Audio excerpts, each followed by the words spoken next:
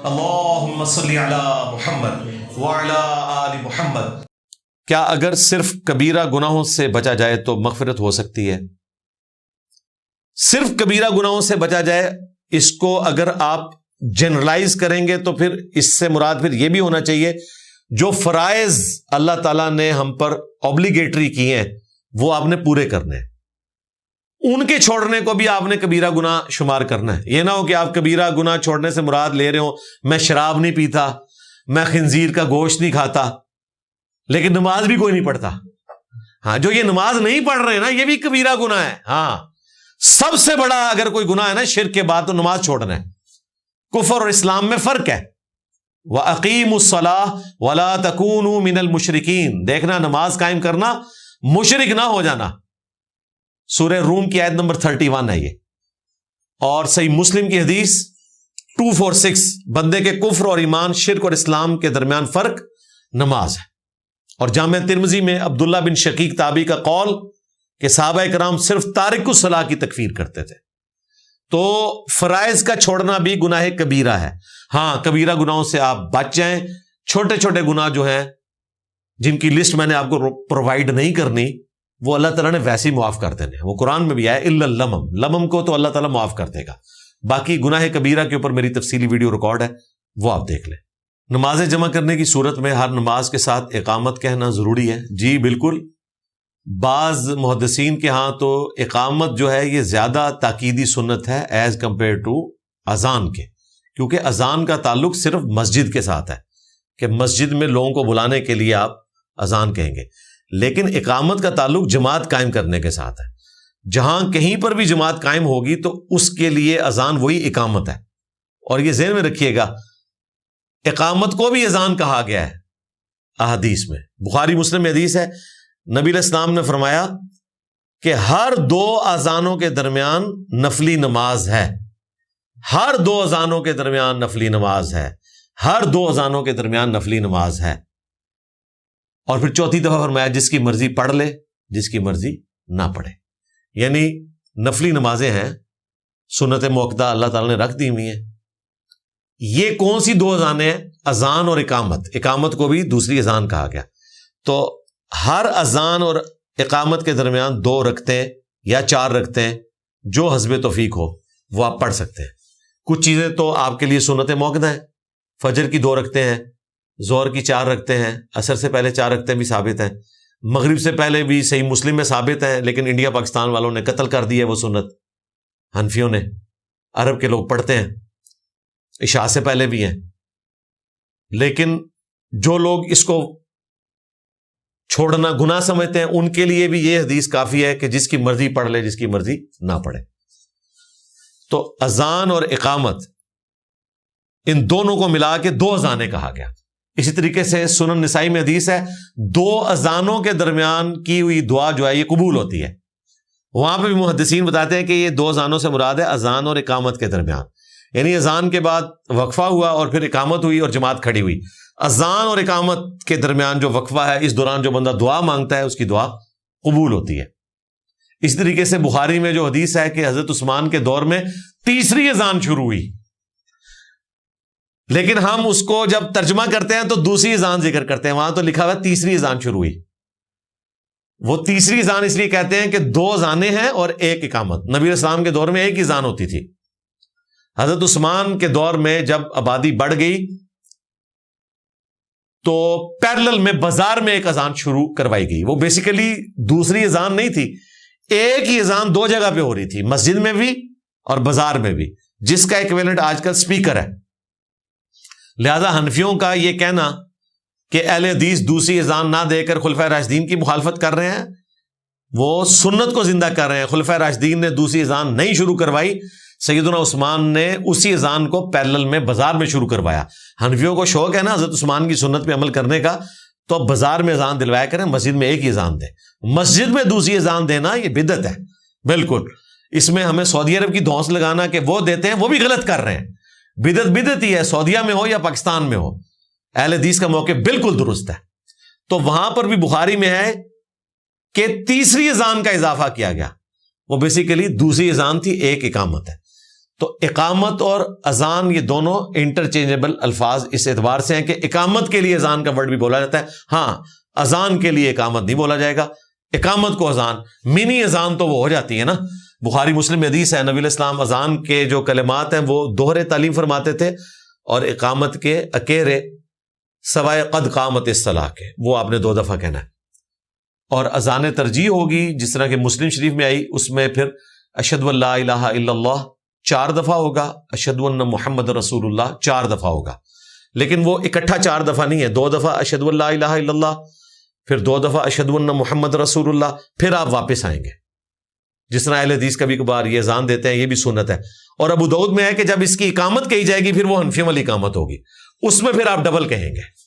اب حنفی کیا کرتے ہیں، اذان دیتے ہیں عام اور اقامت کہتے ہیں ڈبل والی اذان کی، اور کہتے ہیں یہ ہماری بھی ثابت ہے، آدھا سچ بتاتے ہیں۔ لہذا اس حوالے سے جو اذان کی جو امپورٹنس ہے وہ اپنی جگہ ہے، لیکن اقامت کی جو امپورٹنس ہے وہ اذان سے زیادہ ہو جاتی ہے جماعت کرنے کے پوائنٹ آف ویو سے، تو اقامت کا اہتمام کریں۔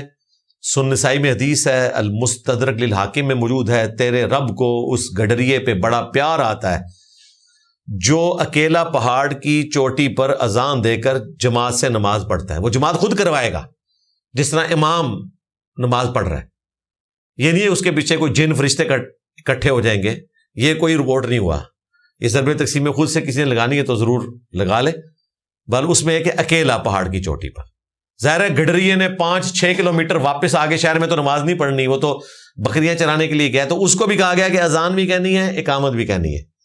تو اقامت ایک تاکیدی سنت ہے، اس لیے ایک سے زیادہ جماعتیں جب مسجد میں قائم کی جائیں، ہر جماعت کے ساتھ ایک اقامت ہونی چاہیے، بالکل دیں، اس کا اہتمام کریں۔ البتہ ہمارے جو استاد مولانا اسحاق صاحب اس میں غلو کرتے تھے کہ جی اقامت بہت زیادہ ضروری ہے ورنہ وہ جماعت نہیں ہوگی، تو یہ ایک ایگزیجریٹڈ چیز ہے، سنت موقت ہے، فرض تو پھر بھی نہیں ہے، فرض وہی ہیں جو آپ کو بتا دیے گئے، لہذا یہ بیلنس کرنا اس حوالے سے ضروری ہے۔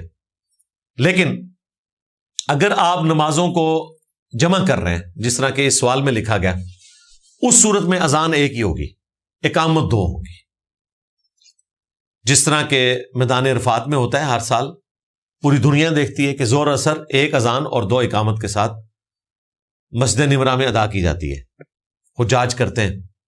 عام حالت میں بھی جب آپ نے مغرب عشاء کو جمع کرنا ہے یا زور اثر کو جمع کرنا ہے تو آپ نے اذان ایک دینی ہے، اقامتیں 2 ہوں گی، اور دونوں نمازوں کے درمیان کوئی نفلی نماز ادا نہیں کی جائے گی، وقفہ تھوڑا سا آپ دیں گے، اگلی اقامت ہوگی اور جماعت قائم ہو جائے گی۔ اگر کسی نے نوافل پڑھنے ہیں جن کو آپ سنت موقدہ بھی کہتے ہیں تو وہ پھر بعد میں پڑھے گا۔ زور اثر جمع کر رہے ہیں، زور کے فرض پڑھے، اسلام پھیرنے کے بعد تھوڑے سے اذکار کیے، اگلی اقامت ہوئی، اثر پڑھی، اس کے بعد آپ زور کی سنتیں پڑھنا چاہیں جواز کے لیے تو وہ درست ہے۔ اگر خیر کا خالق اللہ ہے تو کیا شر کا خالق بھی اللہ ہی ہے؟ ظاہر ہے کہ شر اور خیر اللہ ہی کی طرف سے ہے۔ آپ دیکھیں سورۃ الفلق میں جو دعا کرتے ہیں آپ اللہ تعالیٰ کے حضور، نبی اسلام کے ذریعے آپ کو سکھائی گئی، قل اعوذ برب الفلق من شر ما خلق، میں ہر اس چیز کے شر سے تیری پناہ میں آتا ہوں اے اللہ جو تو نہیں پیدا کی ہے۔ تو اللہ تعالیٰ نے شر کو پیدا کیا، شیطان کو بھی اللہ نے پیدا کیا، یہ ساری چیزیں ہماری آزمائش کے طور پہ۔ باقی یہ علم الکلام کی بحثیں ہیں کہ کوئی شخص یہ نہیں کہے گا کہ اللہ شر کا خالق ہے، یہ اللہ کی توہین ہو جائے گی، یہ ان کی زبان کی شہوتیں تھی، پورے کر کے دنیا سے جا چکے۔ آج اگر کوئی اس طرح کی بات کرتا ہے تو اس قسم کے گستاخی کے فتوے نہیں لگتے۔ کوئی مسلمان اگر یہ بات کہتے ہوئے علم الکلام کو نہیں جانتا تو وہ تو ظاہر عام حالت میں یہی کہے گا کہ شر کو بھی اللہ نے پیدا کیا۔ انہوں نے علم الکلام میں لکھا ہے کہ آپ یہ تو کہیں گے کہ ہر چیز اللہ نے پیدا کی، خیر کو اللہ نے پیدا کیا، شر کو اللہ نے پیدا کیا، لیکن آپ اللہ کو یہ نہیں کہہ سکتے شر کا خالق، یہ اللہ کو آپ گالی دے رہے ہیں۔ یہ پتہ نہیں اس وقت فلسفے کی کتابیں ترجمہ ہو گئیں، ان بیچاروں کو جواب دینے پڑ گئے تو یہ علمی شہوت کا شکار رہے، اور آج مصیبتیں ہمارے لیے کھڑی ہوئی ہیں کہ نان مسلمز جو ہیں وہ آ کے اعتراض کرتے ہیں کہ جی آپ کے دین میں تو یہ ہے، وہ دین میں نہیں ہے، یہ فقہا کی منہ شگافی ہیں، اس سے زیادہ کچھ نہیں ہے۔ باقی اللہ تعالیٰ نے خیر اور شر کو پیدا کیا ہماری آزمائش کے لیے۔ اس سے بھی بڑھ کر کئی چیزیں جن کو آج ہم دنیا میں گناہ مانے ہوئے ہیں، آخرت میں وہ گناہ نہیں ہے۔ دنیا میں ہم اللہ کی نافرمانی سمجھتے ہیں مرد کے لیے کہ وہ سونا پہنے، قرآن میں ہے کہ جنت میں سونے کے کنگن پہنائے جائیں گے، دنیا میں ریشم مرد کے لیے حرام ہے، آخرت میں انعام ہے۔ کئی چیزیں ایسی ہیں جو دنیا میں حرام ہے اور آخرت کا انعام ہے۔ شراب، وہ کہتے ہیں نہیں شراب ہوگی نشہ نہیں کرے گی، بالکل قرآن میں آیا، شراب تو ہے نا، پاکیزہ شراب ہے۔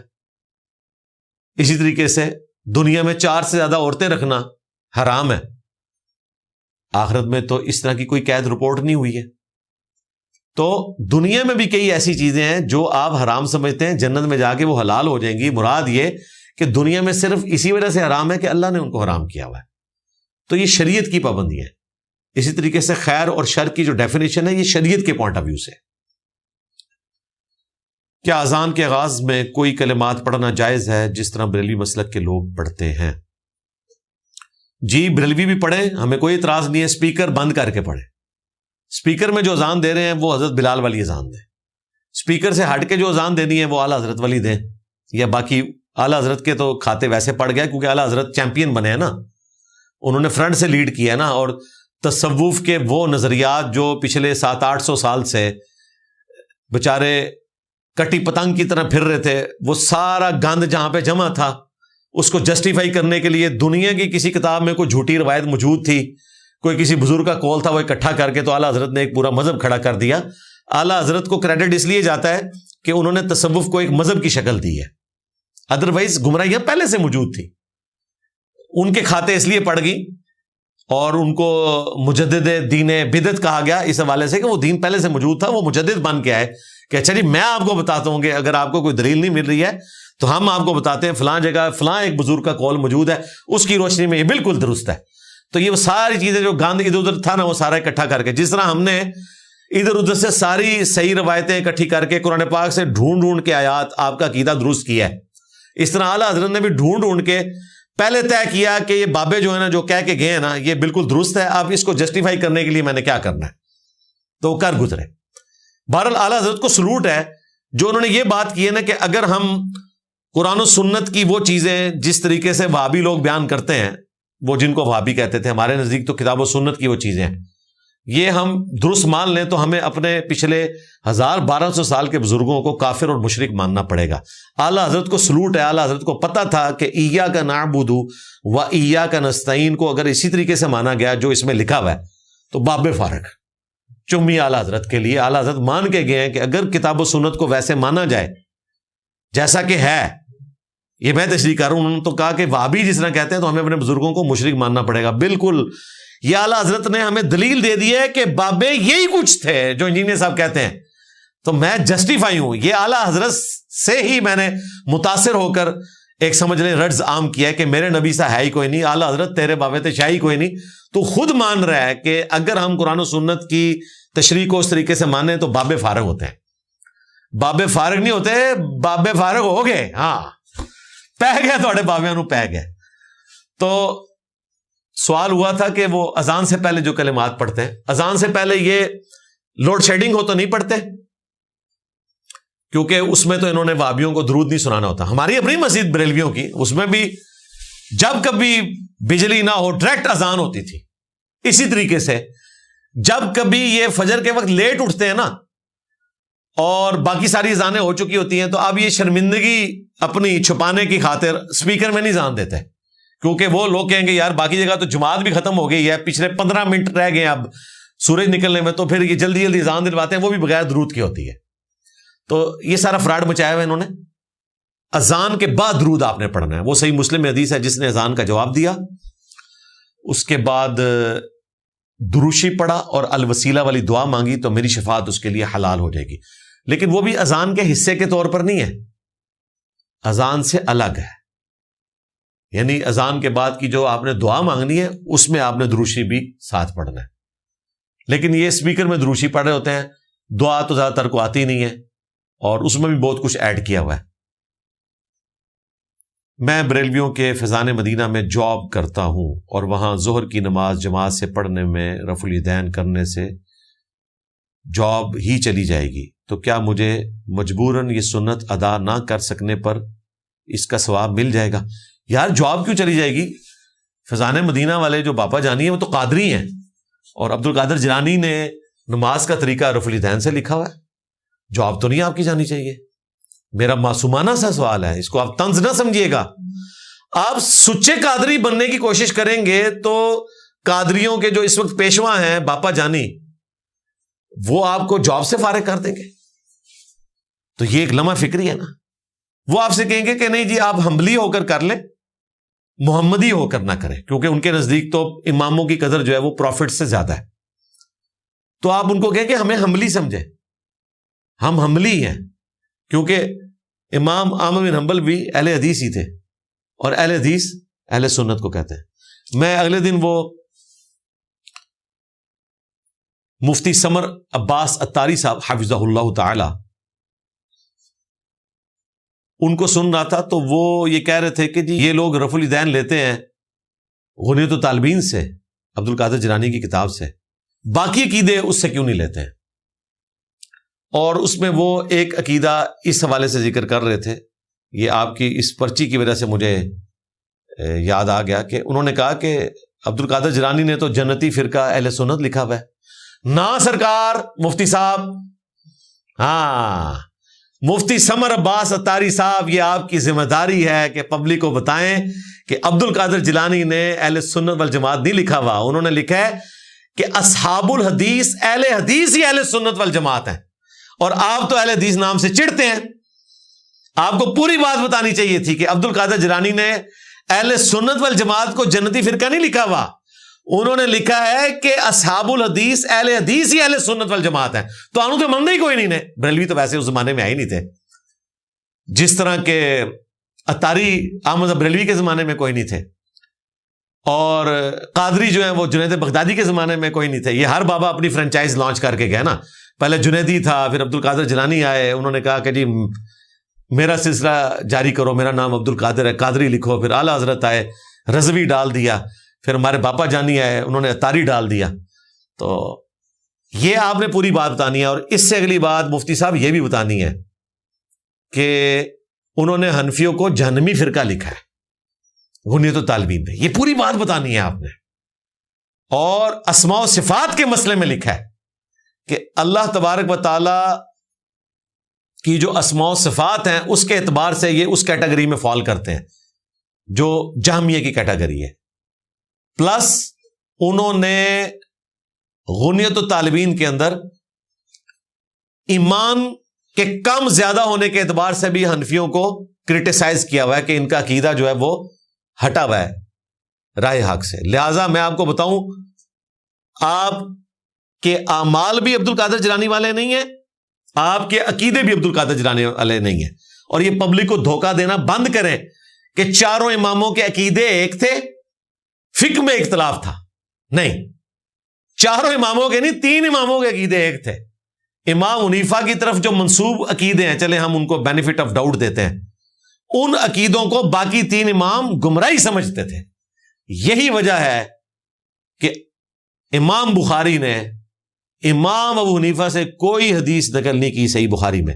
اور یہ نہ سمجھیے گا میں الزام لگا رہا ہوں، ڈاکٹر طاہر القادری صاحب نے خود اپنے لیکچر میں بیان کیا ہے کہ چونکہ امام بخاری اس عقیدے کے قائل تھے کہ ایمان کم بھی ہوتا ہے زیادہ بھی ہوتا ہے، وہ ظاہر احادیث ہیں، مسلم شریف میں واضح حدیث ہے، جب کوئی شخص جو ہے وہ بدکاری کرتا ہے تو ایمان اس سے نکل کے اوپر منڈرانا شروع کر دیتا ہے. قرآن پاک میں کئی آیات ہیں کہ جب آیات نازل ہوتی ہیں اہل ایمان کا ایمان بڑھ جاتا ہے. حنفیوں کے نزدیک ایمان کم زیادہ نہیں ہوتا. تو اس چیز کو امام بخاری گمراہی سمجھتے تھے، اور چونکہ امام بخاری یہ سمجھتے تھے کہ اس گمراہی کے بانی جو ہیں وہ امام ابو حنیفہ ہیں یا ان کی طرف منسوب ہے، ہم یہ کہہ لیتے ہیں، باقی ان کو پتہ ہے، لہٰذا وہ ایسے بدتی شخص سے حدیث نہیں لیتے تھے. اور یہ ڈاکٹر طاہر القادری صاحب نے ویڈیو میں ریکارڈ کروایا ہوا ہے. ٹھیک ہے، تو نہ آپ کے عقیدے عبد القادر جیلانی والے ہیں. ویسے یہ سب کچھ ہم آپ کے لیے کہتے ہیں، ہمیں اس سے کوئی غرض نہیں ہے کہ عبد القادر جیلانی کا عقیدہ صحیح تھا یا غلط تھا، ہمیں ان سے کیا انٹرسٹ ہے. ہمارے نزدیک وہ ایک عالم دین تھے جو 5ویں صدی ہجری میں پیدا ہوئے، نبی علیہ السلام کی وفات کے 500 سال بعد دنیا میں آئے. وہ دنیا میں آتے نہ آتے اس سے دین کو کوئی فرق نہیں پڑتا. اور دیکھیں اللہ تعالیٰ نے ان کے حوالے سے کوئی حدیث کی کتاب ٹرانسفر نہیں کی ہوئی ہے کہ ہم ان کے اوپر ڈپینڈنٹ ہوں. باقی جو انہوں نے خدمات کی ہیں تو وہ اور بھی علماء نے خدمات کی ہیں علمی طریقے پہ، وہ اللہ تعالیٰ سے اجر پائیں گے. باقی کوئی دین ان کے اوپر نہیں کھڑا ہوا اس حوالے سے. تو یہ بعض اوقات کوئی کلپ نظر سے گزرتا ہے، کیفیت طاری ہوتی ہے تو دماغ میں چیز آ جاتی ہے. اب یہ ساری باتیں بریلویوں نے خود پرنٹ کی ہوئی ہیں باقاعدہ، جو غنیت الطالبین کتاب ہے. اچھا، اس میں پھر آپ یہ چوہا چھوڑیں گے، پتہ نہیں وہ کتاب ثابت ہے کہ نہیں ثابت ہے. یہ بھی میں نے بتایا کہ آپ کے سارے بزرگ مانتے رہے ہیں.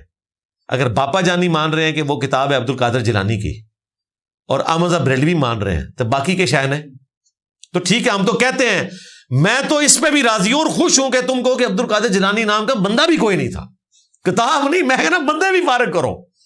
ہاں، ہم تو کوئی غرض ہی نہیں ہے. تو وہ بات ہوئی تھی کہ فیضان مدینہ میں جاب کرتا ہوں تو کیا بنے گا. یہ ساری باتیں میں نے آپ کو اس لیے نہیں کی ہے کہ فیضان مدینہ جا کے آپ یہ لیکچر دینا شروع کر دیں تو جو جاب کل جانی تھی وہ آج ہی چلی جائے تو بات کسی طرح چلے گی. اور جاب تو رہ ہی جانا سی. شکر ہے پرچی لکھنے کا فائدہ ہوتا ہے کہ مجھے یاد رہتا ہے کہ گل کی تو ٹوری سی. تو کوشش کر کے دیکھ لیں. ویسے تو اس طرح کی کوشش کا نقصان ہی ہوگا، تو بہتر یہ ہے کہ آپ کوئی اور جاب تلاش کریں، آپ بھی کوئی دین کے لیے قربانی کریں. اور جب تک آپ کو کوئی اور جاب نہیں ملتی تو اس وقت ٹھیک ہے، آپ پھر تقیتاً اس وقت رفع الیدین سے اجتناب کر لیں. یہ آپ کا اور آپ کے رب کا معاملہ ہے. کیا گھر والوں اور بیوی سے انکم چھپائی جا سکتی ہے تاکہ کچھ پیسے سیو کیے جا سکیں؟ بالکل ضرور چھپائیں، یہ ضروری ہے، لیکن نان و نفقہ آپ نے گھر والوں کو پورا دینا ہے. اگر آپ کے بچے فضول خرچ ہیں، بیوی فضول خرچ ہے، تو بالکل یہ اخلاقاً آپ کی ذمہ داری ہے، کیونکہ یہ آپ ان کے ساتھ نیکی کر رہے ہیں. چھپائیں. بلکہ آپ کو میں شغل کی بات بتاؤں، ہمارے آفس میں ہمارے جو سیلری کے اکاؤنٹ تھے وہ عسکری بینک میں جتنے ڈیفنس کے ادارے ہیں نا تو کھلتے ہیں. تو بیچ میں نا ایک لمحہ یہ بھی آیا کہ عسکری بینک والوں نے موبائل نمبر کے اوپر جیسے ہی سیلری ٹرانسفر ہوتی تھی نا تو آٹومیٹیکلی میسج کرنا شروع کر دیا کہ اتنے پیسے آپ کے اکاؤنٹ میں ٹرانسفر ہو گئے ہیں. وہ لوگ جنہوں نے اپنی بیویوں سے تنخواہیں چھپائی ہوئی تھی نا، ان کا پروگرام تو شیر افضل مروت ہو گیا. ٹھیک ہے، تو باقاعدہ کئی لوگوں نے جا کے وہاں پہ جھگڑا کیا کہ جناب یہ آپ نے ہمارے ساتھ زبردستی کون سی نیکی کر دی ہے، تنخواہ ہمیں پتہ ہے آ جانی ہے اور کتنی آنی ہے، یہ آپ ہمیں موبائل کے اوپر کیوں میسج بھیج رہے ہیں. تو انہوں نے جا کے باقاعدہ اپنے بند کروائے. خیر، جن کی بیویوں کو ابھی تک نہیں پتا چلا تھا ان کو تو چلے فائدہ ہو گیا، لیکن جن کی بیویوں کو پتا چل گیا ان کے لیے وقتی طور پہ ایک مصیبت کھڑی ہوئی. ہاں، بعد کی تنخواہیں یا جو تنخواہ بڑھنے کا معاملہ ہے وہ ان سے چھپا رہے تو وہ ایک الگ بات، لیکن نان و نفقہ آپ نے پورا دینا ہے. حضرت ہند نے ابو سفیان رضی اللہ تعالیٰ عنہ کی شکایت کی حضور سے کہ یہ خرچہ پورا نہیں دیتے، تو کیا میں ان کے مال میں سے کچھ لے لیا کروں ان کی اجازت کے بغیر، چھپا کے. چوری کا لفظ میں نہیں بولتا، آپ لوگ 295A لگا لیں گے، چاہے آپ نہ بولیں. تو بیسیکلی تو یہی پوچھ رہی تھی. تو آپ علیہ السلام فرمایا کہ اتنا لے سکتی ہو جس سے تمہارا خرچے والا معاملہ ہو جائے. اس میں تو الفاظ ہیں کہ میرا خاوند بڑا کنجوس ہے، مجھے وہ ضرورت کی چیزیں بھی نہیں دیتا، جو نان و نفقہ ضروری ہے جو قرآن میں آیا. تو یہ آپ کا حق ہے جی، آپ چھپائیں، بالکل چھپائیں. ہیئر ٹرانسپلانٹ کروا سکتے ہیں یا نہیں؟ ضرور کروائیں. طارق جمیل صاحب نے کروایا 70+ میں، اور وہ کہتے ہیں کہ میری بیوی کی ڈیمانڈ ہے، تو آپ کی بیوی اگر ڈیمانڈ کرتی ہے تو ضرور کروائیں. ٹرانسپلانٹ زیادہ اچھی چیز ہے ویگ کی نسبت. اس میں پھر اور کی باتیں لوگ پوچھنا شروع کر دیتے ہیں، جی غسل کے لیے اتاریں نہ اتاریں، اس کے سمیت ہی غسل کریں.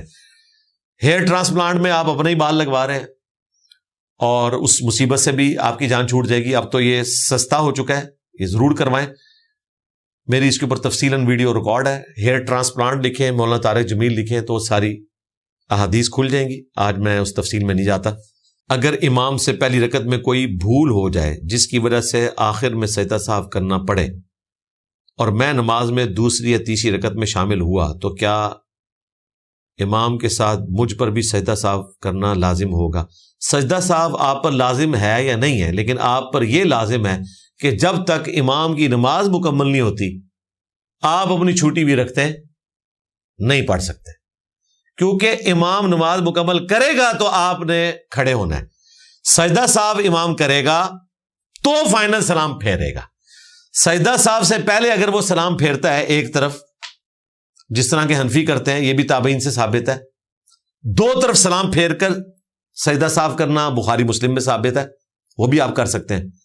جب تک امام فائنل سلام نہیں پھیرتا اس وقت تک امام کی اپنی نماز مکمل نہیں ہے، تو آپ نے تو امام کی اقتداء کرنے کے بعد جب وہ سلام پھیرے گا تو اپنی رکعت کے لیے کھڑے ہونا ہے۔ لہذا یہ جو آپ نے دور کی کوڑی لانے کی کوشش کی ہے تو وہ آپ کا پروگرام نہیں چل سکے گا۔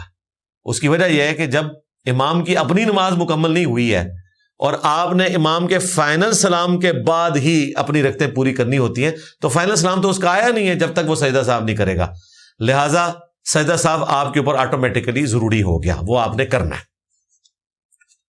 بدعت کی تعریف کیا ہے؟ اس کے اوپر میں آج تفصیلاً بول چکا ہوں، اس لیے دوبارہ سے اس سوال کو انٹرٹین کرنے کی ضرورت نہیں۔ الگ سے میری ویڈیو ریکارڈ ہے، اچھی بدعت بری بدعت لکھیں، تفصیلاً ویڈیو ریکارڈ ہے۔ مسجد کو جو گھر دیا جاتا ہے کسی کے بھی ذریعے، وہ گھر دوسرا بندہ خرید سکتا ہے؟ اگر تو وصیت کرنے والے نے یہ کہا کہ اس گھر کی آمدن مسجد پہ لگائی جائے گی، یا یہ گھر وقف ہے مسجد کے امام کے لیے اور کسی کام میں یہ استعمال نہیں ہو سکتا، اور مسجد کو اس کے بیچنے کی بھی اجازت نہیں ہے، اگر اس طرح کی قدغن لگی ہوئی ہے تو پھر اس کو نہ بیچا جا سکتا ہے نہ خریدا جا سکتا ہے، اور اگر اس نے اس کو ایسٹ کے طور پہ مسجد کو دیا کہ جی یہ میرا مکان آپ رکھ لیں، آپ جس طرح بھی اس کو استعمال کریں، اور اس نے قدغن نہیں لگائی کہ بیچ نہیں سکتے یہ نہیں کر سکتے، تو پھر آپ بیچ لیں۔ لیکن عموماً جو گھر وقف کیے جاتے ہیں نا، وہ اسی طرح ہی وقف ہوتے ہیں کہ لوگ کہتے ہیں صدقہ جاریہ بنے، یہ نہیں ہے کہ بیچ کے مولوی جیب میں ڈال کے تو بھاگ جائے، یا پھر وہ گھر مسجد کے ساتھ ہوتا ہے، مسجد کی توسیع کے لیے وقف کیا جاتا ہے، تو ظاہر ہے اس کو تو آپ نہیں بیچ سکتے۔ ہاں یہ چیز ہو سکتی ہے کہ اگر انہوں نے کوئی ایسی قدغن نہیں لگائی ہوئی ہے اور آپ اس گھر کو بیچ کر دوسری طرف کی جو کوئی زمین ہے وہ خریدنا چاہتے ہیں ایکویلنٹ اسی کے پیسوں سے، تو وہ آپ کر لیں، لیکن یہ بھی اس صورت میں ہوگا کہ اس طرح کی کوئی پابندی اس نے نہ لگائی ہوئی ہو، کیونکہ یہ حقوق العباد کا معاملہ ہے نا، حقوق اللہ کا معاملہ نہیں ہے، حقوق العباد کا معاملہ ہے۔ جب شرط لگ جائے گی تو اس کو فالو کرنا ضروری ہے۔ اگر وہ بندہ زندہ ہے تو اسے اجازت لے لیں، اسے بتائیں۔ اگر لڑکیوں کے چہرے پر لمبے بال ہوں جو واضح نظر آتے ہوں تو لیزر سے ختم کروا سکتے ہیں؟ جی، جس طریقے سے مرضی ختم کروائیں، ختم کروانا ضروری ہے، یہ فطرت ہے، کیونکہ مرد کی فطرت میں داڑھی ہے، عورت کی فطرت میں داڑھی نہیں ہے، لہٰذا عورت کے مونچھ کے بال نکلیں، داڑھی کے بال نکلیں تو ریموو کرنا فطرت ہے، کروانا ضروری ہے۔ آج میں اس ٹاپک پہ پہلے بھی بول چکا ہوں۔ نماز جنازہ میں کون سی دعائیں مانگنی چاہیے؟ ایک تو مشہور دعا ہے جو جامع ترمذی میں ہے، میرا خیال ہے وہ پرفیکٹ دعا ہے، اللہم اغفر لحینا ومیتنا وشاہدنا وغائبنا، یہ والی دعا۔ اس کے علاوہ بھی صحیح مسلم میں کچھ دعائیں آئی ہیں، آپ ہماری ویب سائٹ ahlsunnatpak.com پہ جائیں، وہاں نماز جنازہ کا طریقہ، وہ ساری دعائیں آپ کو مل جائیں گی۔ نماز کے دوران اگر کوئی پاؤں سے پاؤں اور کندھے سے کندھا نہ ملائے تو کیا کریں؟ صبر کریں، زبردستی پاؤں ملانے کی کوشش نہ کریں، یہ نہ ہو کہ نماز توڑ کر آپ کی وہ ٹانگیں توڑ دے، یہ بھی چانسز ہوتے ہیں، تو زبردستی جوڑنے کی کوشش نہ کریں۔ یہ لوگ الرجک ہوتے ہیں، ان بیچاروں نے نہ بخاری شریف پڑھی نہ ان کے بزرگوں نے پڑھی۔ صحیح بخاری میں 725 نمبر حدیث میں الفاظ ہیں یلزقو کے، کہ پاؤں سے پاؤں جڑ جاتا، ملاپ کا لفظ ہے۔ یہ کہتے ہیں نہیں سید کا ذکر ہے، نہیں، یلزقو کا ترجمہ سید نہیں ہے، الحاق ہونا ہے، ملتا تھا، پاؤں سے پاؤں ملانا ہے۔ لیکن وہ بعض غالی قسم کے اہل حدیثوں والا نہیں ملانا کہ جب آپ سلام پھیر کر فارغ ہوں تو آپ کا پاؤں درد کرنا شروع کر دے، وہ جتنے زور سے ملاتے ہیں وہ پورا زور لگاتے ہیں کہ اس کا پاؤں درد کرنا شروع کرتا ہے، جسٹ آپ نے ٹچ کرنا ہے۔ ابو داؤد میں تو حدیث ہے کہ سجدے میں اپنے بھائی کے لیے نرم ہو جاؤ، حالانکہ سجدے میں آپ نے کونی ایسے کر کے رکھنی ہے پھیلا کے سب کچھ، لیکن حضور نے کہا نرم ہو جاؤ کہ ساتھی کو تکلیف نہ ہو۔ جو نبی آپ کو سجدے میں نرم ہونے کے لیے کہہ رہے ہیں وہ اجازت دیں گے کہ آپ لوگوں کے پاؤں پہ پاؤں ماریں اور ان کو تکلیف میں مبتلا کریں؟ مجھے یاد آ گیا 2008 میں میں اعتکاف بیٹھا ہوا تھا، میرا خیال ہے یہ میرا آخری اعتکاف تھا 2008 کا. ایک مسجد تھی اہل حدیث کی، قبہ مسجد، اسلام آباد میں I8 میں، ان دنوں جماعت الدعوہ کے انڈر تھی وہ. تو وہاں پر ہم نماز اعتکاف بیٹھے ہوئے تھے، تو ایک بابا جی بیچارے اعتکاف بیٹھ گئے. پہلی صف میں نماز پڑھی، کوئی اسٹرانچ قسم کا اہل حدیث، کوئی نیا 2008 ماڈل قسم کا اہل حدیث کھڑا ہوا تھا ان کے ساتھ، جوان لڑکا تھا، اچھا صحت مند تھا. اس نے جناب فل پریس کر کے رکھا نماز میں، اور آپ اندازہ کریں کہ 4 رکعتیں بابا جی کی کیسے گزری ہوں گی. تو سلام پھیر کے ہم نے تو سنت اذکار شروع کیے، تو بابا جی کی چیخ بلند ہوئی، انہوں نے کہا تیری ساری نماز پیریں ہی پڑ گئی ہے، تو میرے نے جو کر دیتا ہے. اور یہ حقیقت بات ہے، نئے بندے کا پاؤں درد کرنا شروع کرتا ہے، صرف ٹچ کرنا ہے، کندھے سے کندھا ٹچ کرنا ہے، پاؤں سے پاؤں ٹچ کرنا ہے. اگر کوئی نہیں کرتا تو ترغیب دلائیں، اگر اس کے باوجود نہیں کرتا تو زبردستی کرنے کی ضرورت نہیں، آپ کی نماز ہو جائے گی. کیا رمضان کے فرض روزے چھوڑ سکتے ہیں اگر امتحانات چل رہے ہوں؟ آپ فرض روزے چھوڑنے کی بجائے نا دن کو پڑھنا چھوڑ دیں. ویسے بھی آج کل تو مسلمان سارے کام رات کو ہی کرتے ہیں، سب لوگ رات کو ہی جاگتے ہیں. دن کے وقت تو نمازیں آتی ہیں اور ان کے معاملات ہوتے ہیں، زیادہ تر تو سو جاتے ہیں، اور رات کو وہ کہتے ہیں جی عشاء کے بعد ایک لمبا پیریڈ فجر تک اویلیبل ہوتا ہے، کوئی ایکٹیویٹی نہیں ہے، تسلی سے بیٹھ کے پڑھائی کرتے ہیں. اور آج کل تو سارے کر رہے ہیں. میں 1995 میں انجینئرنگ یونیورسٹی میں پڑھتا تھا، یعنی آج سے 31 سال پہلے. اس زمانے میں بھی ہم رات کو ہی پڑھا کرتے تھے. دن کے وقت تو کافی اور مصروفیات آ جاتی ہیں، ایک تو نمازیں پیدر پہ آتی ہیں، پھر کھانے کی مصروفیات اور گپ شپ. لیکن رات کو آپ کے پاس کھلا ٹائم ہوتا ہے، آپ کو کوئی تنگ بھی نہیں کرتا، تو آپ رات کے وقت تیاری کریں تو انشاءاللہ تعالی روزے رکھنے آسان ہو جائیں گے. رہا اگر آپ کا امتحان دن کے وقت آیا تو 3 گھنٹے کے لیے آئے، کوئی مسئلہ نہیں ہے. یہ تو نہیں کہ پورا دن آپ بیٹھ کے وہاں پہ کوئی ورزش کر رہے ہیں، 3 گھنٹے کا آپ امتحان دے سکتے ہیں. تو رمضان کے روزے فرض ہیں، وہ آپ نہیں چھوڑ سکتے. میں مزدوری کرتا ہوں، تھکاوٹ کی وجہ سے نماز کے صرف فرض ہی پڑھتا ہوں، کیا میں گناہ گار تو نہیں؟ کوئی گناہ گار نہیں. کیا صرف فرض نماز پڑھ لینا ہی کافی ہے؟ میں نے بخاری مسلم سے ثابت کیا ہے پڑھ لینا کافی ہے، باقی تفصیلات اس میں بتائیے. تصوف صوفیزم کیا ہے اور ہم اسے اچھے طریقے سے کیسے اپنا سکتے ہیں اور اپنی زندگیوں کو کیسے بدل سکتے ہیں؟ جی بچ کے رہیں. ہاں، آپ کو اللہ تعالیٰ صوفیزم چاہے پرانا تھا چاہے نیا تھا اس کے شر سے بچائے. چند ایک پازیٹیو چیزیں دیکھ کر آپ اس کو اڈاپٹ نہ کریں جو کہ آلریڈی قرآن و سنت میں موجود ہے. یعنی تصوف کا جو زہد والا ایلیمنٹ ہے بہت اچھا ہے، لیکن اس وقت تو وہ ہے ہی نہیں ہے. سب سے زیادہ عیاش جو ہے یہ پیر فقیر ہیں، چندوں کے اوپر یہ پل رہے ہیں. پرانوں میں بھی اکثر جو ہیں وہ حرام خور ہی تھے، چند ایک کے سوا. لہذا ایک ان کے پاس خیر تھی، وہ بھی اللہ نے ان سے چھین لی ہے. باقی آپ کو پتہ ہے نمازیں تو یہ پڑھتے کوئی نہیں ہے. داڑھی بھی زیادہ تر تو داڑھی منڈے ہیں جنہوں نے رکھی بھی ہوئی ہیں، کتنی فیشنی قسم کی داڑھی ہیں. پگڑی پہننا بھی چھوڑ گئے ہیں، تو وہ تو خود اب تصوف کے ماننے والے ان کے اوپر کرٹیسزم کرتے ہیں. تو آپ زہد کو اڈاپٹ کریں. کتاب الزہد چیپٹر ہے صحیح مسلم میں، جس میں دنیا سے بے رغبتی دلانے والی احادیث ہیں، اور کتاب الرقاق دل میں رقت نرمی پیدا کرنے والی حدیث ہے. یہ چیپٹر ہے صحیح بخاری میں، یہ پڑھیں. اور سب سے بڑھ کر قرآن پڑھیں. قرآن کا جو مین ٹاپک ہے وہ دنیا پرستی کی مذمت ہے. یہ ساری حدیثیں ایک جگہ پہ مشکات المصابیح کی 30 جلد میں کتاب الرقاق چیپٹر میں جمع ہے، جس میں نبی اسلام کی وہ حدیث ہے. آپ علیہ السلام نے فرمایا اے اللہ محمد اور آل محمد کو بس اتنا ہی رزق دینا کہ ان کی روح اور جسم کا رشتہ برقرار رہے، یعنی حسب ضرورت. اس کے اوپر تو تصوف کے لوگ کوئی عمل نہیں کر رہے. سب سے زیادہ عیاش یہ ہیں، سب سے مہنگی گاڑیاں ان کے پاس ہوتی ہیں، اس سے بڑھ کر لوگوں کے چندوں کے اوپر یہ چل رہے ہیں. تو یہ تو کوئی نہیں انہوں نے اڈاپٹ کیا. تو اس قسم کی دل کو نرم کرنے والی روایتیں وہ آپ پڑھیں، قرآن پاک کی آیات موجود ہیں. کیا نکاح کے موقع پر عورت اور مرد کی طرف سے ان کے وکیل ایجاب و قبول کر سکتے ہیں اگر وہ موقع پر موجود نہ ہو؟ تو اتنی کون سی آگ لگی ہوئی ہے؟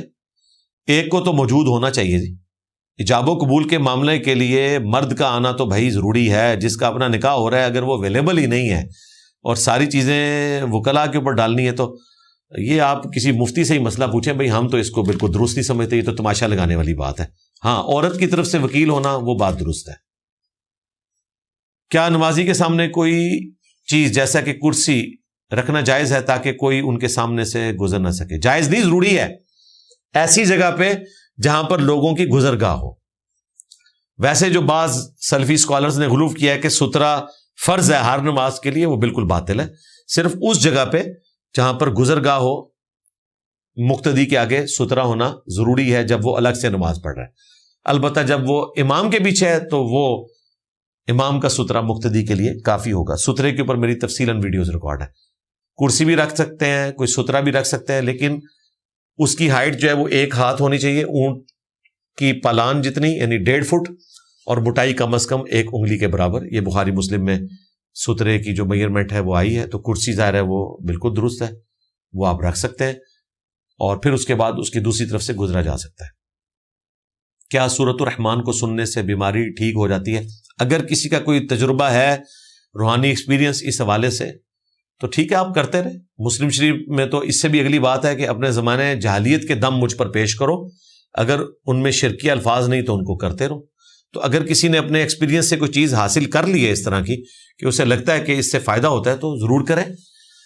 رہا قرآن و سنت میں اس طرح کی کوئی بات رپورٹ ہونا تو ہمارے علم میں نہیں ہے۔ سنت موقدہ کون سی ہیں؟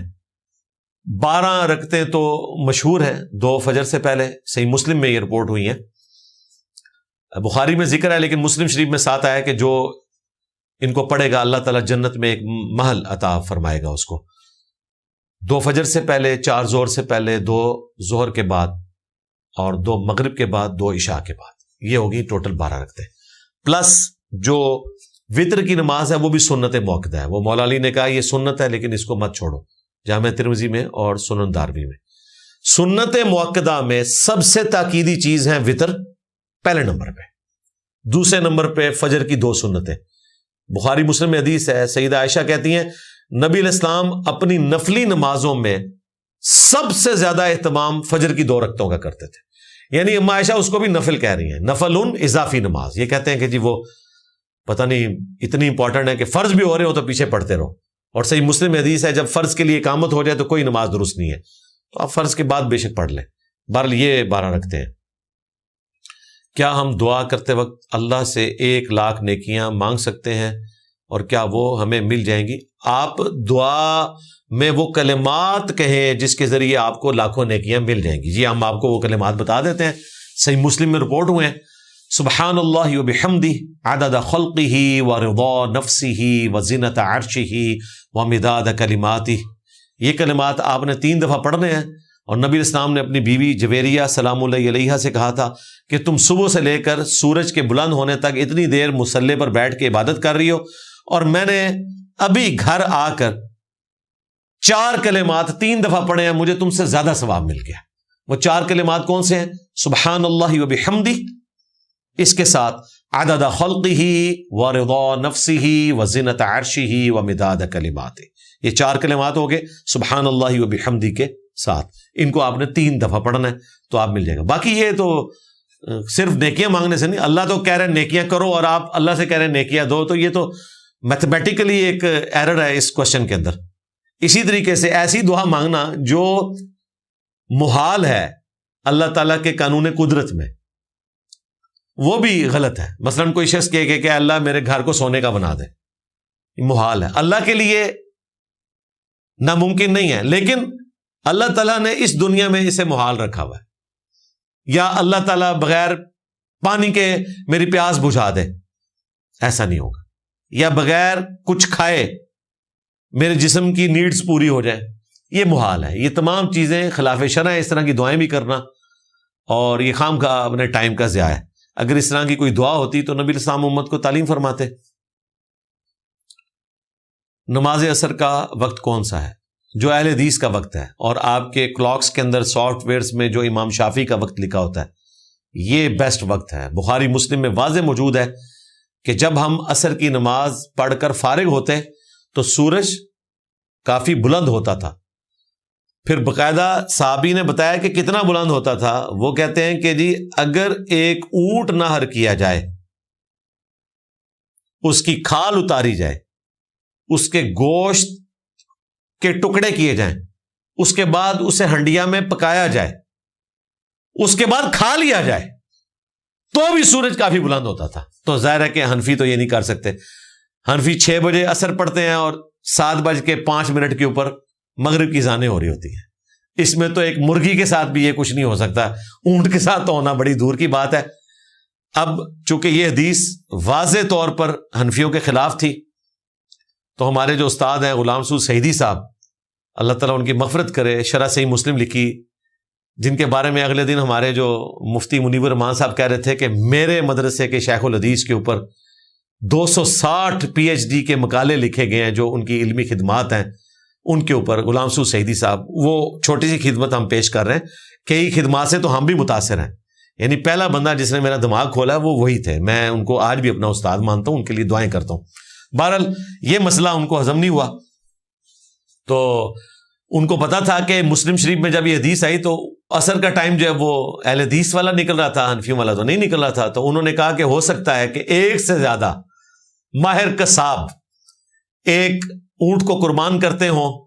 اس میں تو انہوں نے کسی واقعے کا ذکر نہیں کیا کہ ایسا کیا جائے یا اس میں یہ طریقہ ہے، اور پھر وہ جلدی جلدی اس کو بناتے ہوں اور یہ کر لیں۔ جناب آپ ایک سے زیادہ ماہر قصاب بھی لگا لیں، تب بھی آپ نے جو ٹائم دیا ہوا ہے 1.25 گھنٹہ، اس کے اندر اونٹ کو نہر کر کے، اس کی کھال اتار کر، اس کے گوشت کے ٹکڑے بنا کر اس کو پکانا ہے۔ پکانے کے لیے تو ایک سے زیادہ ماہر کوئی آپ نے باورچی استعمال تو نہیں کرنے، وہ چولہے نے تو اپنا ٹائم ہی لینا ہے نا، اور اس کے بعد کھانا بھی ہے۔ ہاں اس میں ہو سکتا ہے آپ کے پاس ماہر لوگ موجود ہوں جو کھانے میں ایکسپرٹ ہوں، کہ بڑی جلدی کھا لیتے ہوں، وہ آپ کو مل سکتے ہیں، لیکن ہر جگہ مہارت آپ کی کام نہیں آئے گی، کسائی کی حد تک آ جائے گی، لیکن کھال اتارنا ایک اچھا خاصا عمل ہے، پھر گوشت کے ٹکڑے کرنا ہے، پھر اس کو پکانا ہے۔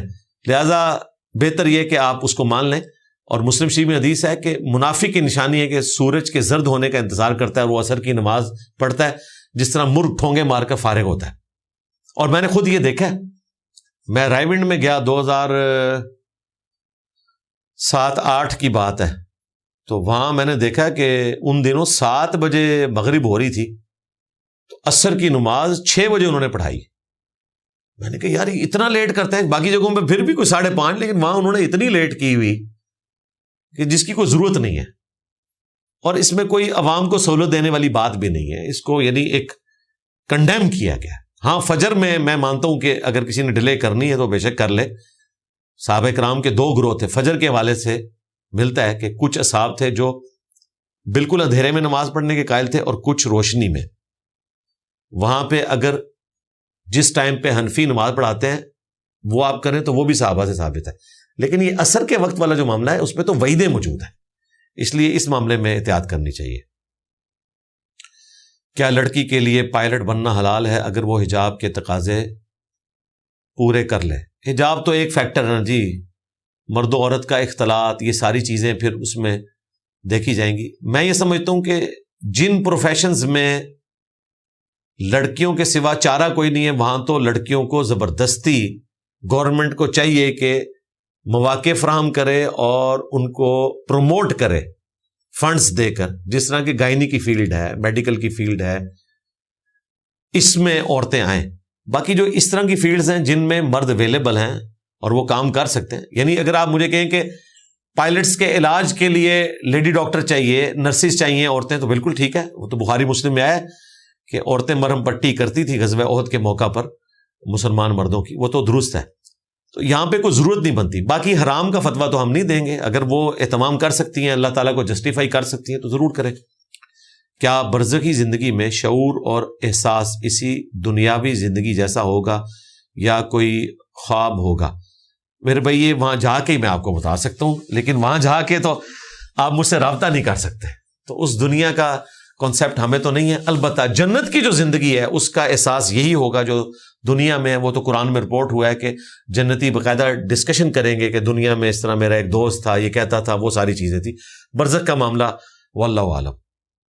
عمرہ میں طواف کے وقت عورت چہرہ کھلا رکھے گی یا صفا مروہ میں بھی چہرہ کھلا رکھے گی؟ جب تک وہ احرام کی پابندیوں میں ہے تو بخاری مسلم میں آیا وہ اپنا چہرہ کھلا رکھے گی، احرام کی پابندیوں میں۔ عام جو طواف ہے اس میں احرام نہیں ہوتا، وہ نارمل کپڑوں میں ہوتا ہے، اس میں مردوں نے بھی عام کپڑے پہننے ہیں، عورت بھی برقعے میں کرے، حجاب کرے، یہ صرف احرام کی پابندی ہے۔ تو وہ احرام جب تک کھول نہیں لیتی، یعنی وہ سارا عمل نہیں کر لیتی، صفا مروہ کی سعی بھی اس میں شامل ہے۔ ظاہر عام طواف میں تو صفا مروہ کی سعی آتی بھی نہیں ہے، یہ احرام والے ہی طواف کے ساتھ اٹیچ ہے عمرے میں۔ میں فتنوں سے بچنے کے لیے صرف گھر پر نماز کے دوران رفع الیدین کرتا ہوں، مسجد میں نہیں کرتا، کیا یہ عمل درست ہے؟ فتنہ کیا ہے بھائی؟ آپ اقامت کے وقت مسجد میں پہنچیں، جماعت سے نماز پڑھیں، تسلی سے رفع الیدین کریں، دوسرا سلام جوتیوں والی جگہ پہ پھیریں، یہ محاورتاً بات کر رہا ہوں، یعنی سلام پھیر کے گھر واپس آ جائے۔ نوافل یعنی سنت موقتہ آپ گھر پہ پڑھیں۔ تکلیف اس وقت مولوی کو اور مسجد کمیٹی کو ہوتی ہے جب وہاں آپ یوں سنتیں سب کے سامنے ادا کرتے ہیں اور لوگ آپ کو دیکھ رہے ہوتے ہیں، جماعت میں تو کوئی نہیں دیکھ رہا ہوتا، ان کو یہ خطرہ ہوتا ہے کہ اس کو دیکھ کر اور لوگ نہ رفع الیدین شروع کر دیں۔ جب آپ جماعت میں کر رہے ہوتے ہیں تو کوئی آپ کو دیکھ بھی نہیں رہا ہوتا، ایون آپ کے ساتھ والا جو بندہ ہے اگر وہ بھی آپ سے کہتا ہے رفع الیدین کیوں کیا ہے، تو آپ نے اس طرف تو جانا ہی نہیں ہے، آپ نے مولویوں والا حملہ کرنا ہے، جوابی آپ نے کہنا تو اپنی نماز پڑھ رہا ہے میری بھی دیکھ رہے ہیں، اس کو رفع الیدین تو چھوڑ دو، مجھے بتاؤ کہ تم میری نماز کو کیوں دیکھ رہے ہو؟ میں نے تو نہیں دیکھا کہ تم نے تشہد پڑھا ہے کہ نہیں پڑھا، تمہیں سورہ فاتحہ آتی ہی نہیں آتی، تم میری نماز کے پیچھے کیوں پڑھے ہو؟ تم میری نماز کی طرف کیوں؟ تو بس آپ اس کی رٹ لگائیں، ببلی پا دو تھے ادھر کارج آگ لا دو، دیکھو کیسا نسدہ ہو۔ اور پریکٹیکلی جن زمانوں میں ہم گمنام تھے تو ہم یہ حرکت کرتے تھے۔ مجھے یاد ہے فیض آباد اڈے پر بہت بڑی مسجد ہے دیوبندیوں کی، مماتیوں کی، اور یہ کوئی بات ہے 2008-9 کی، میں پہلی صف میں نماز پڑھ رہا ہوں، میں نے آمین اونچی کہی، اور اونچی وہ نہیں جو اہل حدیث شرارت والی اونچی کہتے ہیں، ہم تو اپنے اسٹوڈنٹس کو بھی کہتے ہیں کہ بس نارمل اونچی آپ نے کہنی ہے، اتنی اونچی نہیں کہ امام کی قراءت سے بھی اونچی ہو جائے، بالکل نارمل تھی، آمین۔ سلام پھیرتے ہی وہ جناب سیدھا میری طرف متوجہ ہوا، اس نے کہا یہ تو دعا ہے، اور دعا جو ہے وہ خوش و خضوع سے آہستہ آواز میں ہونی چاہیے، آپ نے اونچی آمین کیوں کہی؟ اب کوئی اور ہوتا تو دب جاتا۔ میں وہاں کھڑا ہو گیا، میں نے کہا جس طرف منہ کر کے تم نماز پڑھ رہے ہو نا قبلہ شریف کی طرف، وہاں جو امام کھڑا ہوا ہے وہ بھی اونچی آمین کہتا ہے، کہتا جی اس کو چھوڑے۔ میں نے کہا اس کو کیوں چھوڑے؟ چندے تو تم لوگ ان سے لیتے ہو، تمہاری یہ مسجد بھی باقی مسجدیں بھی دیوبندیوں اور اہل حدیثوں کی اکثر ان کے چندوں کے اوپر ہے، تو ان کی جا کے آمین بند کرواؤ، جس دن تم نے ان کی آمین بند کروائی نا پھر مجھ سے بات کرنا۔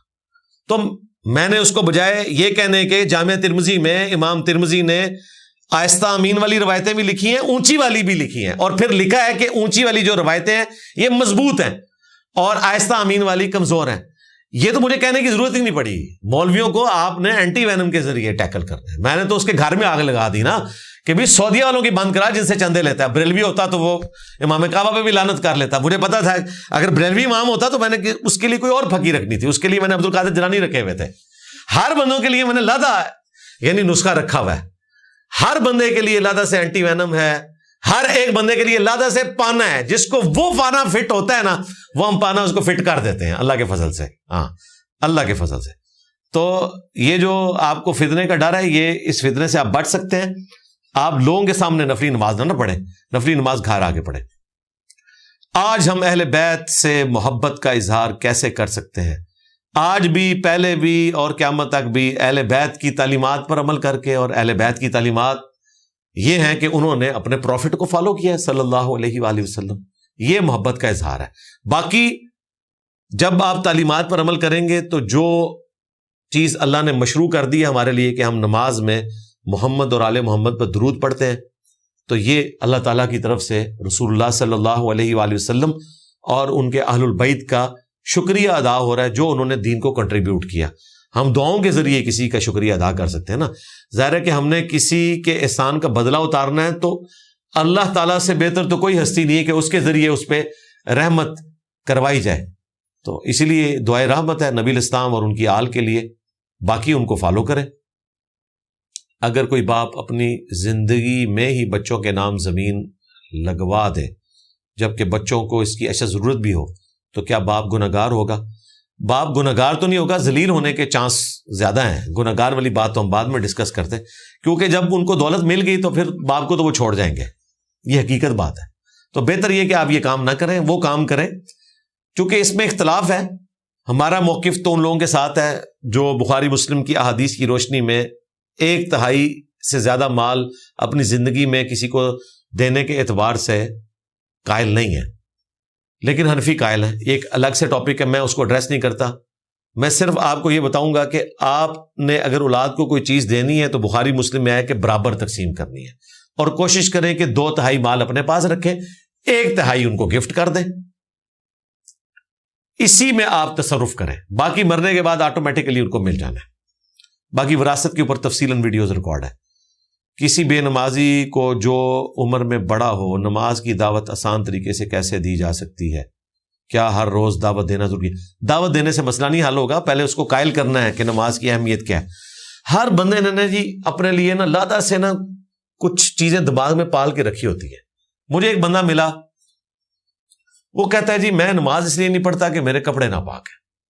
یہ تو اکثر کا معاملہ ہے، لیکن یہ میں بالکل ڈیفرنٹ سٹوری آپ کو بتانے لگا ہوں کہ بعض لوگ ایسے بھی سائیکو ہو جاتے ہیں. تو وہ کہتا ہے بعض اوقات میں آفس کولیگز کے ساتھ جمعے کی نماز کے لیے چلا جاتا ہوں، حالانکہ کپڑے ناپاک ہیں، لیکن میں دفتر کے لوگوں کو خوش کرنے کے لیے جمعہ پڑھتا ہوں کہ یہ اعتراض کریں گے. لیکن پوری نماز میں مجھے خیال آتا ہے کہ میں اتنا ناپاک ہوں کہ میری وجہ سے یہاں جتنے لوگ جمعہ پڑھنے ہیں ان کا بھی جمعہ قبول نہیں ہوگا. تک کوئی کتنے پہنچا ہوتا ہے. اب یہ بھی ایک معرفت کی بات اس کے دماغ میں گھسی ہے. صوفیاء کی معرفت بھی اسی قسم کی ہوتی تھی نا، جوئیں پڑی ہوئی ہیں گر گئی ہیں دوبارہ رکھ لینی ہے، ٹھیک ہے. اور بخاری مسلم میں ہے کہ صحابہ کو جوئیں پڑی ہیں تو نبی اسلام نے کہا کہ سر منڈاؤ اور فدیہ دو، حالانکہ احرام کی حالت میں تھے، تو فدیہ دے لو، اس مصیبت سے جان چھڑاؤ. اور بزرگان دین جو ہیں وہ جوئیں گرتی تھی پھر دوبارہ رکھ لیتے تھے کہ یہ اللہ تعالیٰ نے مسلط کی ہیں. تو اللہ نہ کرے کہ ان کی قبروں میں کیڑے پڑے ہوئے ہوں، انہوں نے تو اترنا بھی کوئی نہیں ہے کہ وہ دوبارہ سے ایسے رکھ سکتے. تو اللہ سے ڈر جائے. تو میں نے اس کو سمجھایا، کہتا جی کپڑے ناپاک ہیں. میں نے کہا کپڑے کیسے ناپاک ہو گئے؟ جی وہ قطروں کا مسئلہ تھا، وہ اس کو بتایا. اس کے بعد میں نے اس کو کہا آپ انڈر ویئر استعمال کریں، اس میں ٹیشو رکھ لیں، یہ طریقہ ہے. بعض کا ٹائم تھوڑا ہوتا ہے، میں نے کہا آپ تیمم کر لیں. ہر اس کو راستہ بتایا. شکر ہے اس نے پھر نماز شروع کر لی اللہ کے فضل سے. وہ جب کبھی بھی اب ملتا ہے کہتے ہیں جی آپ کیسے نمازیں شروع کی. تو اس طرح بعض لوگوں کے نا کوئی کیسٹ پھنسی ہوتی ہے دماغ میں، پہلے وہ دیکھیں کیا ہے. ہو سکتا ہے وہ اپنے زوم میں کوئی اپنے آپ کو بہت ہی زیادہ نیک تصور کر رہا ہے کہ میں پتہ نہیں کتنا نیکی کا کام کر رہا ہوں کہ میں مسجد میں اللہ کے حضور پیش ہی نہیں ہوتا. اس قسم کے واقعات بھی تصور میں نا بڑے عجیب و غریب لکھے جاتے ہیں کہ جی مسجد میں نہیں جاتے تھے کہ جی وہ ایک بادشاہ کے دربار میں جاتے ہوئے ہم ڈرتے ہیں، تو اللہ کے دربار میں کیسے جا کے کھڑے ہوں گے، جانتے ہی کوئی نہیں. اندازہ کریں. یعنی دین کے کیس میں آپ نے اپنے نفس کی خواہش کو فالو نہیں کرنا، آپ نے پروفٹ کو فالو کرنا ہے. اسی لیے رول ماڈل بنایا گیا ہے، ورنہ تو کوئی شخص اپنی خواہشات کو دین کا نام دے سکتا تھا نا. لوگ کہتے ہیں داڑھی اس لیے نہیں رکھ رہے کہ لوگ پھر نیک کہیں گے. اندازہ کریں اسی کو اگر بنیاد بنایا جائے تو لوگ کہیں گے کہ جی ہم سچ اس لیے نہیں بولتے کہ لوگ کہیں گے کہ بڑا سچا آدمی ہے، اس لیے ہم جھوٹ بولتے ہیں. ہم لوگوں کے ساتھ فراڈ اس لیے کرتے ہیں کہ کہیں ہمیں لوگ یہ نہ کہیں کہ یار یہ ایک نمبر بندہ ہے. فراڈیا کہیں گے تو یہ عاجزی کی علامت ہے. اللہ کے بندو، نبی علیہ السلام کو یہ ساری باتیں پتہ تھی. آپ نے ڈاکٹر اقبال کی طرح داڑھی پیٹ میں رکھنے کا حکم نہیں دیا ہوا جو آپ کہتے ہیں ڈاکٹر اقبال کے پیٹ میں داڑھی تھی. آپ نے بھی باہر رکھی ہوئی تھی، صحابہ نے بھی باہر رکھی ہوئی تھی. نمازیں آپ بھی مسجد میں جا کے پڑھتے تھے، صحابہ بھی مسجد میں جا کے پڑھتے تھے. تو اس قسم کی جو وشفل تھنکنگز ہیں نا ان سے باہر نکلے. آپ نے سنت کو فالو کرنا ہے. اسی لیے محدثین کہتے ہیں نا کہ نیک عمل کی قبولیت کے لیے 3 شرطیں ہیں. نمبر 1 عقیدے کا درست ہونا، نمبر 2 عمل کا سنت کے مطابق ہونا، اور نمبر 3 خالصتاً وہ عمل اللہ کے لیے کیا جائے، ریاکاری کے لیے نہ ہو. جب تک یہ 3 شرطیں پوری نہیں ہوں گی آپ کا کوئی عمل قبول نہیں ہے. ایک شخص کہتا ہے میں فجر کے 4 فرض پڑھوں گا، 2 فالتو ہی ہے نا. نہیں جناب، آپ کا ایک بھی قبول نہیں ہوگا. یہ دنیا کے فارمولے ہیں کہ جی تو نے 4000 رکھنا تھا، لے 5000 رکھ، 1000 گفٹ ہے. آپ اللہ تعالیٰ کو اگر یہ کہتے ہیں نا کہ جی میں نے مغرب کے 3 نہیں 4 پڑھنے ہیں، ایک گفٹ رکھ لے، تو اللہ تعالیٰ کہے گا یہ 3 بھی تیرے منہ پہ مارے جائیں گے کیونکہ میرے نبی کے طریقے سے ہٹ کریں صلی اللہ علیہ وآلہ وسلم. پھر ہمیں کہنا چاہیے میرے نبی سا ہے ہی کوئی نہیں، تیرے بابے تھے شاہ ہی کوئی نہیں. کیا اللہ کا ہمیشہ کسی کو عذاب دینا اس کی رحمت کے خلاف نہیں؟ دیکھیں یہ ایک بڑا کرٹیکل کوسچن ہے اور اس کے اوپر لاجیکل جواب بھی دیے جا سکتے ہیں، لیکن الٹیمیٹلی ظاہر ہے کہ ول آف گاڈ ہے اور اس میں میرے خیال ہے ہمارے استاد غامدی صاحب نے اچھی بات کی ہے، جب ان سے کسی نے پوچھا کہ 60 سال کے شرک کی سزا 60 سال کی جہنم ہی ہونی چاہیے، ہمیشہ کی جہنم کیوں ہے؟ تو انہوں نے کہا کہ یہ اس گناہ کی لینتھ کی سزا نہیں ہے، اس گناہ کی انٹینسٹی کی سزا ہے کہ یہ گناہ اتنا بڑا ہے، چاہے کسی نے 60 سال کے لیے کیا، چاہے 60 سیکنڈ کے لیے کیا، اور توبہ کے بغیر مرا، یہ شرط ہے، توبہ کے ساتھ مرا پھر تو گناہ بھی نیکیوں سے بدل دیے جائیں گے۔ سورۃ الفرقان آیت نمبر 70، اس میں شرک کا بھی ذکر ہے، قتل ناحق کا بھی، بدکاری کا بھی۔ انٹینسٹی اتنی بڑی ہے اس گناہ کی کہ تھوڑی دیر کے لیے کیا یا زیادہ دیر کے لیے۔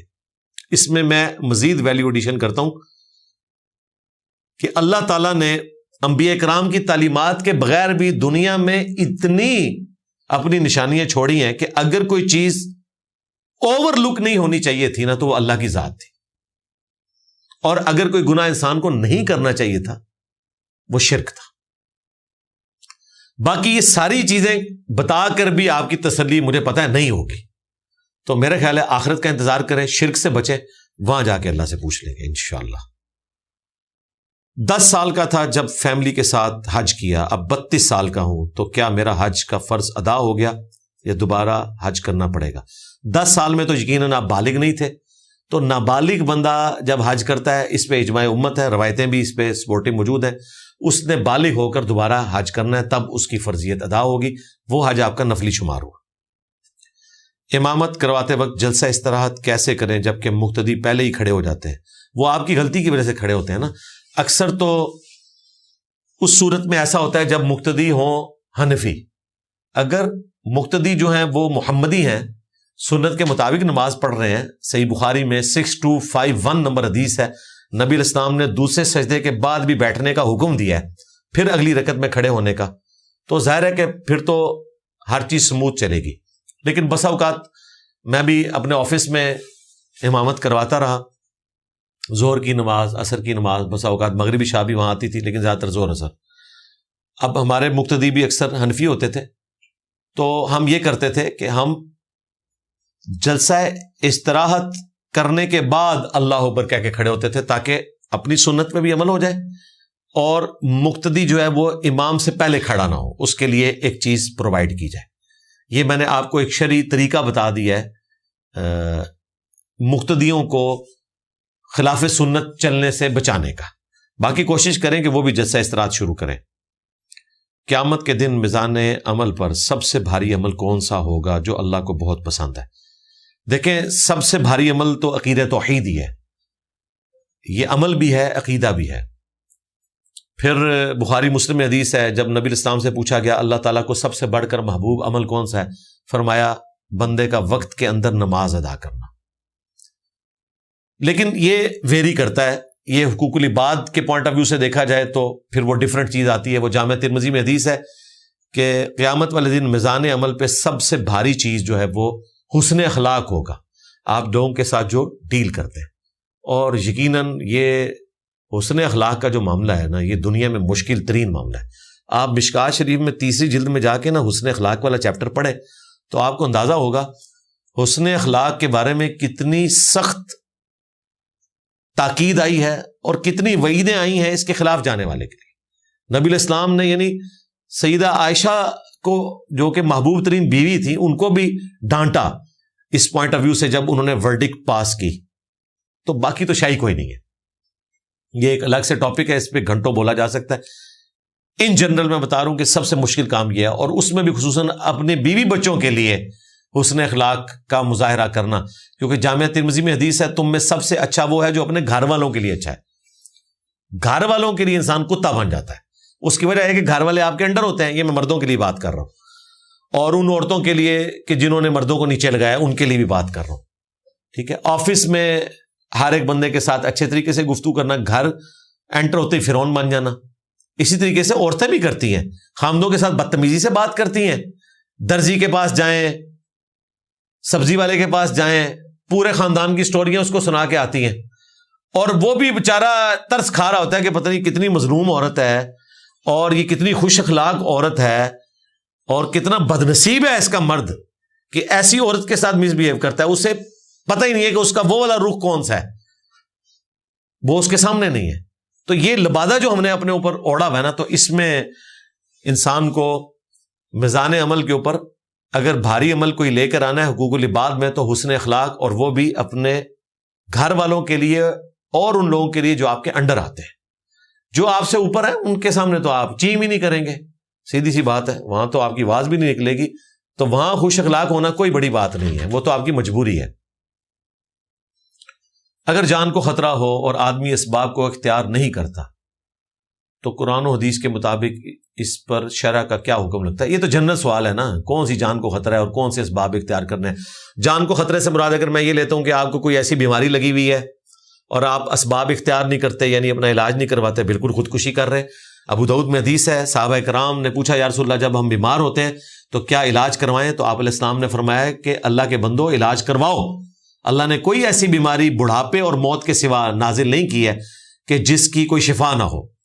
اور بخاری مسلم میں حدیث ہے، نبی علیہ السلام نے فرمایا کہ اللہ تعالیٰ نے ہر بیماری کی شفا نازل کی ہوئی ہے، اور جب دوا اس بیماری کے موافق ہوتی ہے تو اللہ کے اذن سے شفا ہو جاتی ہے. تو دوا اللہ نے ہی انسان کو سکھائی ہے. البتہ اسباب اختیار کر کے آپ نے توکل مسبب الاسباب پہ کرنا ہے. جو جامعہ ترمذی میں حدیث ہے، ایک صحابی نے کہا یا رسول اللہ میں اونٹ کو باندھا کروں؟ اونٹ کو باندھا جاتا تھا نا، جس طرح آپ اپنے موٹر بائک کو لاک لگاتے ہیں کوئی لے نہ جائے. اونٹ خود بھی چلا جاتا تھا یا کوئی ہاں کے بھی لے کے جا سکتا ہے، تو اس کو باندھا جاتا تھا گھٹنے سے تاکہ وہ خود ادھر ادھر نہ چلا جائے. تو آپ علیہ السلام نے فرمایا پہلے اونٹ کو باندھو پھر اللہ پر توکل کرو. تو یہ اسباب اختیار کرنے کا حکم ہمیں دیا گیا ہے.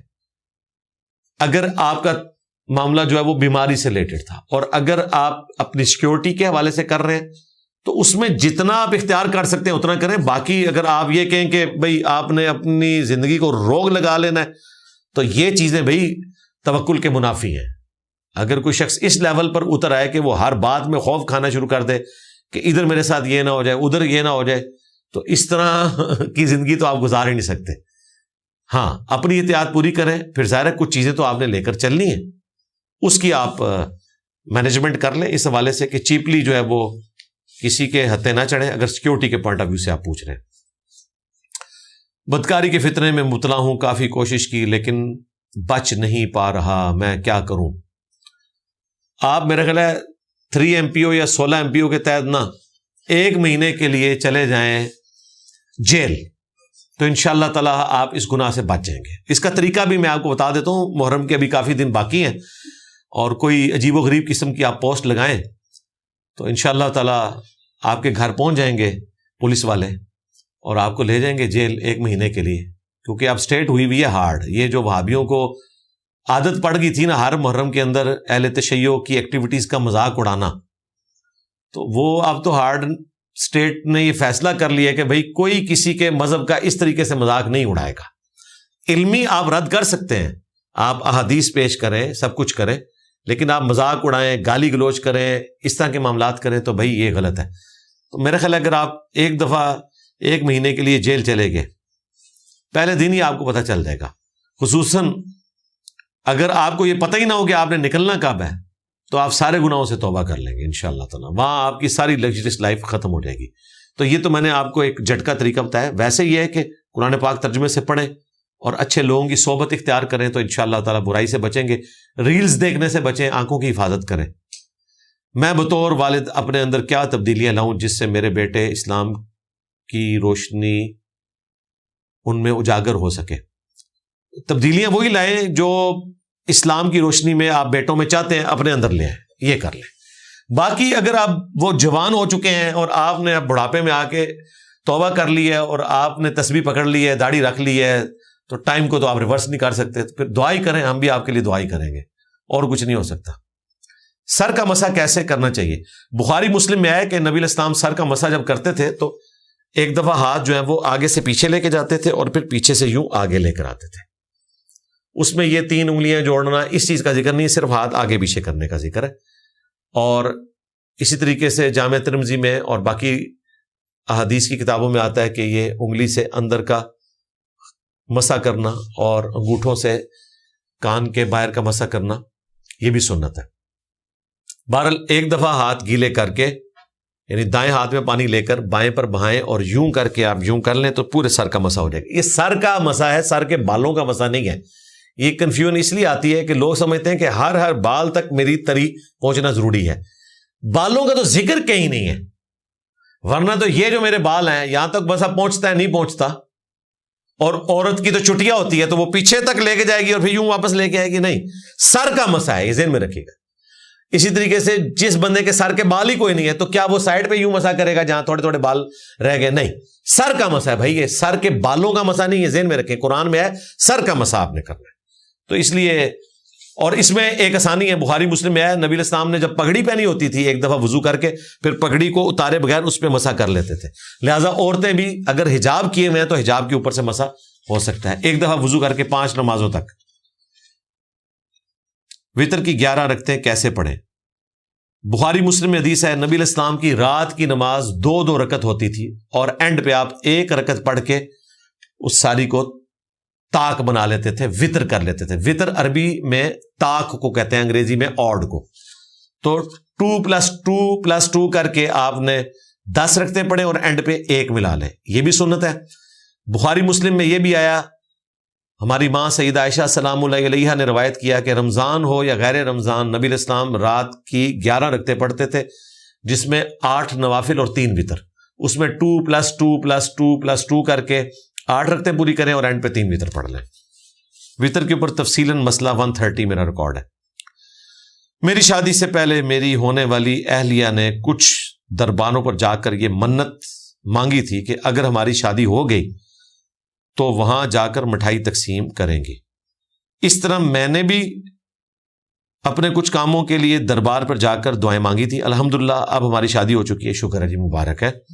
لیکن اب ہم آپ کے بیانات سننے کے بعد یہ سمجھنا چاہتے ہیں کہ اسلام کی صحیح تعلیمات کی روشنی میں ہمیں کیا کرنا چاہیے. آپ کو یہ کرنا چاہیے کہ اگر آپ میں ہمت ہے تو آپ دربار پہ جا کے بتائیں کہ جی ہم کتاب و سنت کے منہج پہ آ چکے ہیں اور ہمارا یہ رڈز ہے کہ میرے نبی سا ہے ہی کوئی نہیں، تیرے بابے تے شاہی کوئی نہیں، تو اس کی خوشی میں ہم یہاں مٹھائی تقسیم کرنے کے لیے آئے ہیں. تو اگر آپ یہ کر سکتے ہیں تو وہیں جا کے تقسیم کریں. دعوت کی دعوت، تبلیغ کی تبلیغ، شہادت کی شہادت. ہاں، یہ تو تھی تفنن کے طور پہ بات. شرعی مسئلہ یہ ہے کہ صحیح مسلم میں حدیث ہے، نبی علیہ السلام نے فرمایا کہ اللہ تعالیٰ کی نافرمانی میں کوئی منت نہ مانو، اور نہ ایسی کوئی منت مانو کہ جس سے تم عاجز آ جاؤ. یہ بھی ہو سکتا ہے نا کہ انسان وہ منت پوری نہیں کر سکتا. اور صحیح مسلم میں یہ حدیث بھی آئی، سنن ابی داؤد میں بھی تفصیل کے ساتھ موجود ہے کہ اگر آپ نے کوئی ایسی منت مانی ہے جو نافرمانی کی ہے تو آپ نے اس کو پورا نہیں کرنا، لیکن اس کا کفارہ آپ نے ادا کرنا ہے. اور کفارہ ہے سورۃ المائدہ کی آیت نمبر 89، قسم توڑنے کا کفارہ. جو یعنی آپ نے غلام آزاد کرنا ہے، آج کل آبسلیٹ ہے، یا پھر آپ نے 10 مسکینوں کو کھانا کھلانا ہے یا 10 کو کپڑے لے کر دینے ہیں. اور اگر استطاعت نہیں ہے تو 3 روزے رکھنے ہیں مسلسل. تو آپ کے اس منت کا کفارہ ادا ہو جائے گا اور پھر آپ کو یہ منت پوری کرنے کی ضرورت نہیں ہے. سنن ابی داؤد میں حدیث ہے، ایک صحابی نے منت مانی تھی کہ میں مقام بوانا پر 100 اونٹ قربان کروں گا. آپ نے فرمایا دیکھنا وہاں پہ زمانے جاہلیت میں کوئی میلہ تو نہیں لگتا تھا، یا کبھی بتوں کی عبادت تو اس جگہ پہ نہیں ہوتی تھی. تو صحابی نے کہا ایسا نہیں تھا، تو آپ نے اجازت دے دی. اب ہو رہی ہے یا نہیں اس کو چھوڑ دیں. پہلے بھی اگر وہاں پر شرکی ایکٹیویٹیز ہوتی تھی، ایسا نہ ہو لوگ کہیں کہ جی شاہ صاحب دی یاد تازہ ہو رہی ہے. اللہ بخشے شاہ صاحب بھی تھے، اے بدعت جاری کر کے گئے سن، تو پھر وقفہ آ گیا تو دوبارہ تو جاری ہو گئی ہے. تو نبی علیہ السلام نے منع فرما دیا. آپ نے فرمایا اگر زمانے جاہلیت میں بھی، تو آپ مجھے بتائیں جن درباروں پہ لوگوں کی عورتیں اغوا ہو رہی ہیں، جہاں پہ حرام خور چندہ اکٹھا کرنے والے بیٹھے ہوئے ہیں، جہاں پر خلاف شرع بلڈنگز بنائی جا رہی ہیں ان مزارات کے اوپر، اور اس سے بڑھ کر ان بابوں سے مرے ہوئوں سے مانگا جا رہا ہے، شرک کیا جا رہا ہے، وہاں پہ جا کے آپ نے اللہ کے نام کی نیاز دینی ہے؟ قطعاً نہیں دے سکتے.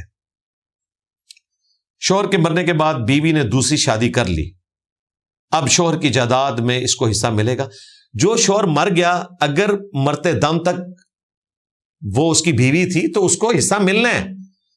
اس کا اس سے تعلق نہیں کہ اس نے اگلی شادی کر لی یا نہیں کی. وہ تعلق ہوتا ہے نانو نفقے کا، کہ کچھ عرصے کے لیے نانو نفقہ دینا ہے اس کے رشتہ داروں نے، اور بعد میں وہ دوسری طرف چلی جائے. جو جائیداد میں حصہ ہے وہ آپ کا ہے. اگر آپ کو طلاق دے دی تھی اس نے تو چاہے وہ زندہ ہے یا مردہ ہے آپ کو اس میں سے کچھ نہیں ملنا. کیا ٹیچرز بچوں کو آؤٹ آف کنٹرول ہونے پر مار سکتے ہیں؟ مارنے والا معاملہ تو بھائی غلط ہے.